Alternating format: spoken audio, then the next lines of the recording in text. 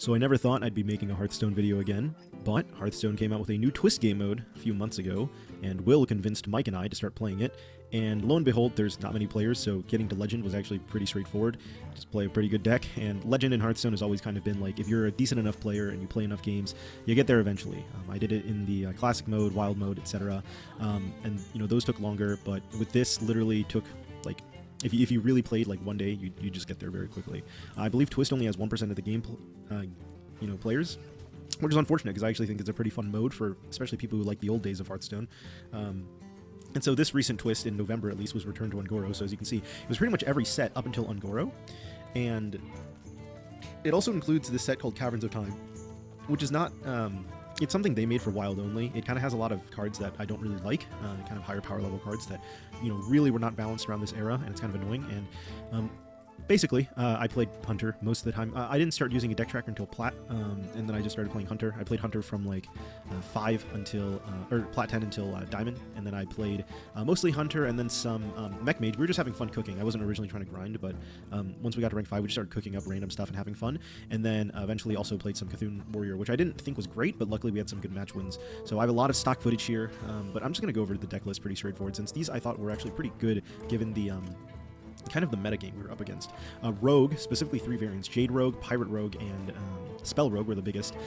I think that the really nice thing about something like Hunter is that it comes online just fast enough to beat out Jade Rogue, and this Hunter list, this is a Beast Hunter list I saw very early on someone else do, but I actually don't remember the player, but I made some changes to it. I like having Leroy in this list. I like having Cat Trick. Cat Trick is the major tech I felt was very good, especially against Rogues, because this basically lets you cheat out 4/2 for 1 mana cheaper. Rogues love spells. Freezing Trap, great against, other control decks, and, Explosive Trap, great against Paladins. There's a lot of Paladins running around, but I feel like Cat Trick, it's the best of both worlds. Against other, early game strategies, they still play a lot of spells. Cat Trick's going to help you find lethal much faster, and against control decks, well, they're going to use spells to try to clear your shit, so you put Cat Trick down, especially against combos like Rogue. They love prep. Right, Cat Trick is great against them, so... This deck, you can't just plop things down necessarily on curve. For example, turn 1, you could plop down Alley Cat and Jeweled Macaw. You can't plop Tinderwolf, right? Same thing as like Crackling Razor Maw. You really don't want to see this unless you have something turn 1 that you came down with. Golakka Crawler is a must-play, given almost every deck is running Patches and Pirates. But this deck really, like, if you aren't controlling the board early, then you're looking for the draw combo, which is the classic one. Starving Buzzard's now at 2 mana again, so you're going for Starving Buzzard and the... Unleash the Hounds combo with Timberwolf, right? So basically what you're looking for in your opening hand is some combination of like a Jeweled Macaw or Alley Cat, and then hopefully you can get like Crackling Razor Maw or Glaive Zuka. I sold for 1 Glaive Zuka because I like having Leroy, but realistically what you could do is you could go maybe only 1 Haunted Creeper and 2 Glaive Zuka. I just didn't, I had the 1 and I was like, okay, whatever, we'll just go with this version of the deck. And this is the version that I felt was very good. I think, unfortunately, King of Beasts and Ball of Spiders are actually some very good cards that are not super cheap to craft. There was a version of this deck I was running the... it was a 4 mana charge, the Arcane Golem. So I think if you're low on dust, you don't run Leroy and you run something like another Glaive Zuka, and then I do think you need to craft Ball of Spiders and King of Beasts. But overall, I think this deck fits nicely because it it beats out Rogue just slightly, and it also can beat out Paladin. The only thing it struggles with is it doesn't really have much board clear, but that's fine. By the time the enemy has a big board, like if you're playing against Token Paladin, for example, right? By turn 5, turn 6, you're wanting to look for lethal with like some combination of Unleash the Hounds with Timberwolf, right? Because by then, those decks are somewhat slow, so you can see in the gameplay. I think this deck really struggles against actually control decks, because by the time you set up combo, generally you're not going to kill them. It doesn't struggle against those classic control decks, right? Like Control Warrior, etc. You can actually beat them. It struggles against the Reno controls, and you can see some of these matches. I got very lucky against things like Reno Control or Mage, because Mage post turn 5, like a Freeze Mage, shouldn't really lose against this deck. And a Reno deck, once they hit turn 6, this deck is not like a face deck, right, where you get so much value that you can kill them very quickly before Reno comes down. So because you're looking for so many combos around turn 5, turn 6 when you haven't closed the game yet, it's actually really hard to beat a deck like Reno that, at turn 6, if they're not dead, they stabilize, and now you can't get value anymore. So yeah. The other deck we ended up making for fun was Mech Mage. So this is kind of a for fun deck, right? We weren't really expecting anything with this, but turns out actually a lot better, because much in the same vein as Hunter, this comes down early enough that I can actually beat out a lot of the Rogue strategies and, the Paladin strategies, especially because of Arcane Explosion. I mean, this card basically fucks Paladin really hard. The thing with Rogue is that by getting things down like Cogmaster, you're basically competing with like the Patches, 1/2 Pirate, right? And if they're not playing that version of Rogue, if they're playing like Jade Rogue is just too slow to handle this type of deck, and same thing with the Combo Rogue, right? Which are the other 2 decks that are very popular. C'thun C'thun, what is it called? C'thun Warrior generally also takes until about turn 5, turn 6 to get going. Even if they get lucky and have their early minions like the C'thun Cultist and the Beckoner, this deck, you have things like Frostbolt, right? So the one issue here is that unlike the old days, that one card is nerfed. The Sorcerer's Apprentice, I believe it's called. Sorc Apprentice. It's a now 4-mana card, right? So this card, one of the things that was really strong in the old days of Hearthstone was that you would play Sorc Apprentice and basically Tempo Mage or Mech Mage, right? And you would have Sorc Apprentice plus, where's that card? Flame Waker, and then you could run things, with Mana Worm, Arcane Missile, Arcane Blast, and Mirror Image, right? So if you had like a Mana Worm into Sorc Apprentice, turn 3, you could basically drop your Flame Waker and drop like 3 0-mana spells, and it was unplayable for the opponent. You don't have that anymore. So Tempo Mage is unfortunately not as strong, but some of the condolences we made is the fact that like all the mechs got buffed. Gorilla Bot is now 1 mana cheaper. Snow Chugger, I think, might have been buffed. I don't remember if it was a 2/2 before, but nonetheless good for its body, right? 2 mana, 2/3. It's fine. Mech Warper is still the same. Goblin Blast Mage is still the same. Tinkertown buffed, so at least I believe it's buffed because now it adds a spare part. And Suit Spewer also gives you a spell. So you get a lot more bang for your buck with this deck than you did before. The other thing is Flame Geyser, really good spell at 1 mana. Flame Geyser is basically the same thing as Babbling Book, except you have to cast it first.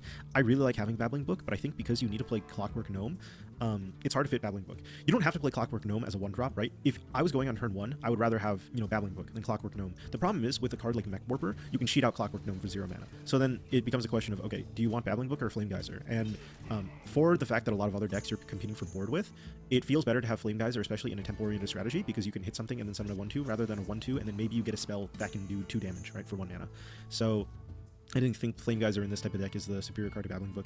Other thing is Primordial Glyph, controversial. You might run something else like an Arcane Missiles, a Mirror Image, Flame Cannon, or even Arcane Intellect, right, if you feel you need more card draw. I think between Gorilla Bot A3, Tinkertown, the spare parts, I don't really feel that pressed for card draw. One of the biggest things is like making sure you have a mech for Blast Mage. I think if you're in a position where you don't have a mech for Blast Mage, that's when you're kind of fucked, I noticed when I played. But this deck, I mostly played from rank 5 to Legend, and I don't have much sample size on it. But looking at my deck tracker stats, this was like, this was 10-2, right? So I basically beat everyone else except for one other mage, which is a Freeze Mage, and a token Druid. But I was able to beat out, Discard Warlock, both Paladins, because, Arcane Explosion just insane against that deck. Warriors, because they just don't come online fast enough, Warlock, Rogue, etc.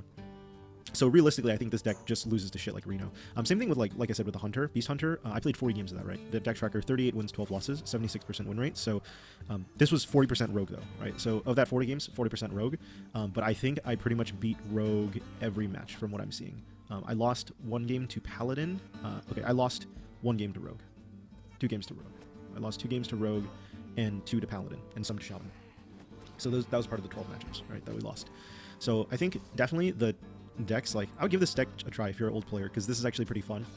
Mech Mage, really brings me back to the 2014 lunch table days, right, when Goblins and Gnomes came out, playing in fucking, freshman year of high school, just Hearthstone. Yeah, it was a good time.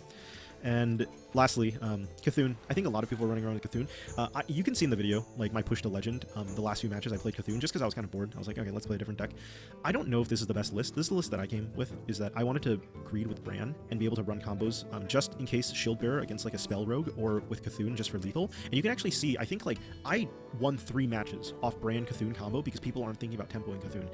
I think there's potential for someone else, smarter to make like a C'thun deck that's much more aggressive. I saw other warriors running things like that 2-mana C'thun card that gives C'thun Taunt, and then they would run, not Bolster, I think it was something like Stolen Goods. Yeah, draw a Taunt minion, and they would draw into like C'thun or one of their necessary cards. Maybe there's a potential for that. C'thun Warrior always works the best when you actually have the minions on curve. I really don't like this deck actually all that much in terms of actually playing it against like pretty competitive, against Rogue specifically, right? Because there's so many Rogues running around. I do not feel great about this deck against Jade Rogue. Jade Rogue fucks this deck really hard. They have Jade Telegram, which is probably one of the most insane cards I've ever seen before, and that basically ruins this deck. But the big thing is that I was able to find a lot of cheese lethals, right, between Brand C'thun, because you have Emperor Thaurissan, or if you started with Coin, I was able to coin Brand C'thun, and it's like, okay, turn 10, right? How can you kill someone with that combo? Well, if you're fortunate enough, you can get the minions on curve and do that. Like I said, I don't think you always get the minions on curve. It's unfortunate. I think this deck really struggles when it doesn't get the minions on curve. I remember that in 2016 playing this deck a lot, and that's kind of how it always felt. But, we've had some condolences this 2016, right? Crazed Worshipper is 1 mana cheaper. Disciple of C'thun, I believe, is a 2/2 now, so it's buffed up 1 mana. Emperor, I think, got nerfed slightly, but Execute's back to 1 mana. But I think that was always that case in 2016. And Slam's down to 1 mana. And Shield Slam's also 2 mana. So I think there's probably a better list with this. But this is the one that I came up with. Just it had a lot of the default strong cards, and I was like, okay, I kind of like Justicar and Ancient Shield Bearer just for the Spell Rogue. But I feel like not having a second Slam sucks. You know, C'thun decks, you know, really want card draw, so you kind of need Acolyte, you kind of need Shield Block, and then Slam was the one Condolence. If I were to change it, I don't know, maybe you could drop Justicar for Slam just to get to your C'thuns faster. But you know, there's some warriors even running that greedy 8 mana C'thun card, right? That shuffles C'thun back into your deck. So it's hard. You know, I think C'thun, you need the minions to actually buff up the C'thun, but as a result, you know, it kind of fucks up the rest of your package a bit. And I think Ivory Rogue is just too strong to let go. Like, this card is actually pretty nuts. So, but yeah, those are the decks we played in at least in my Legend grind. Mike's still grinding right now. Maybe by the time the video's out, he's at Legend. He's been playing Discard Warlock, and Will is a dirty Rogue player who you know, plays dirty Rogue decks with their 0 mana spells and cheat stuff. But anyways, there's a lot of stock footage here to watch. I hope people play more Twist. You know, it's 1% of the player base. I don't have the best, you know, hopes for it because Hearthstone, unfortunately, you know, it seems like their development is a bit hectic between, you know, Blizzard and the studio and they hire and, you know, the people they fire. So I didn't really like the path Hearthstone went down after 2019. I mean, even, you know, end of 2016 to 2019, there was some stuff I didn't love, but I still found the game fun. But post 2019, I really didn't play Standard. I was mostly playing Wild for a year or two. And then last year, I basically just didn't play the game at all. But with Twist, you know, hopefully they keep having these modes that at least have like some combination of old card sets and new ones, right? I don't mind if there's some card sets from like the post 2020 era, as long as it's not like everything and I don't have to read everything, right? So it's like, I like playing these old sets, you know? So if you have some combination of like 3 old sets and like some of the new ones, that's fine, because then I can actually, you know, reasonably play it. So yeah, I hope the mode keeps getting support. I know they extended the duration. Originally, like, they were going to take a huge break from, you know, December all the way through January. Now December it's going to be active, so even after a 7-day rotation, they're probably still going to have a lot of these sets and then just maybe add another set in there. But in January they will be taking a break, and I hope after that break they find some better solutions for this mode. Anyways, enjoy the rest of the stock gameplay.